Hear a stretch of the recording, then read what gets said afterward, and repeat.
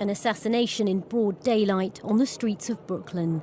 The two officers were sitting in their patrol car when they were shot in the head, point blank through the window. They didn't have time to draw their weapons. Wenjian Liu on the right had been married for only 2 months. Rafael Ramos on the left was a father of 2. I would like to thank all those who have shared their sympathy and support for our beloved family member, Rafael Ramos, who will always be loved and missed by many. The gunman was 28-year-old Ismail Brinsley, who was already wanted by police in Baltimore for shooting and seriously injuring his ex-girlfriend earlier on Saturday. After he'd killed the officers in New York, he fled to this nearby subway station before pulling the trigger on himself.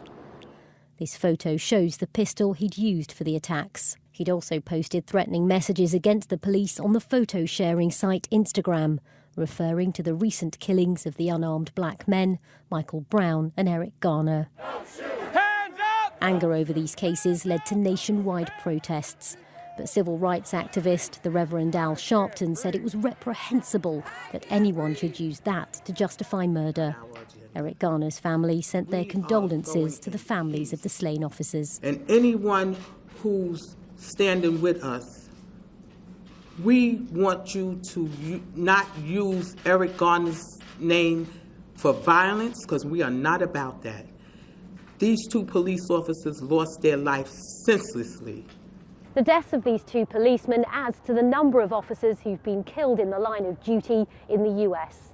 This year, 122 have died, nearly 50 in gun-related incidents. President Obama paid tribute to the officers in New York and asked that people reject violence.